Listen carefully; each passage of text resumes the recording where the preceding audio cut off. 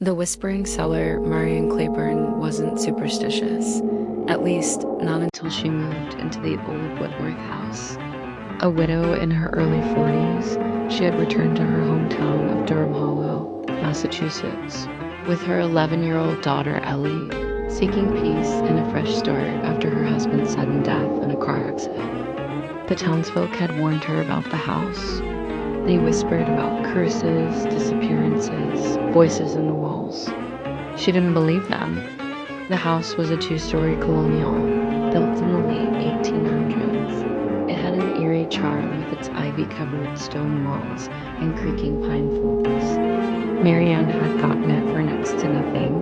No one wanted to live there anymore. But she wasn't afraid. The first few days were normal. Dusty rooms, drafts, and flickering lights. Ellie played in the attic. Marianne painted the kitchen a soft blue. Things were starting to feel like home again. Then the cellar door opened by itself. At first, she thought it was Ellie, but the girl swore she hadn't touched it. Maybe the wind, Marianne said, though the door led to the underground, having windows nearby. She closed it, locked it. That night, they both heard it, a faint whispering coming from beneath the floorboards. The raspy voices, unintelligible but persistent. It stopped by morning. Chapter 2. The cold beneath Ellie started having nightmares. "She's calling to me," she whispered one morning at breakfast, her eyes puffy from lack of sleep. A woman in black. She was under the house. Marianne brushed it off as grief, trauma. A child's way of processing loss, but she couldn't explain the single cold in Alice's room, even on warm nights, or the symbols that began appearing on the walls, not drawn, but etched deep into the plaster. Strange loops and spirals, claw-like marks, always near the floor. The cellar lock snapped tubes. Snapped, not broke. Snapped clean off, but suddenly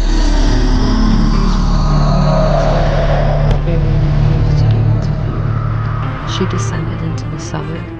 The air was thick, wet, as though the earth itself was breathing. Mold clung to the stone walls, and the faint scent of walking began. The bulb overhead flickered and died. In the darkness, she heard it again. Marianne, she turned, heart pounding. No one. Footsteps, then silence. She raced back up the stairs. Chapter 3. History repeats. Marianne began researching the house. The local library still had archived papers from the early 20th century. She uncovered more than she bargained for. 5 disappearances over the years, all children, all seen in a block of the Whitworth house. And one woman, Lydia Wentworth, the original owner's wife. Rumors said she'd gone mad after her son drowned in the well behind the house. She spent her final years alone in the cellar, scribbling symbols on the walls and whispering to the earth. She died there, found with her eyes gouged out, mouth sewn shut. But well had been sealed in the tomb. Marianne existed, but Ellie did. That night, Marianne found her daughter outside, barefoot, standing by the collapsed stones of the old well. Her eyes were glazed, her mouth moving, but no sound came out. She was whispering. Chapter 4.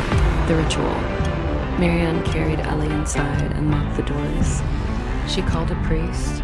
The man came reluctantly. "I've been here before," he said quietly, glancing toward the cellar. 30 years ago. The Nelson boy. He sprinkled holy water, muttered Latin prayers, and blessed every room. When he reached the cellar, he stopped. "It's not a place for the living," he muttered. Ellie screamed that night. A bone-chilling, guttural sound that didn't belong in a child's throat. Marianne ran to her room and found the girl levitating above the bed. Eyes rolled back.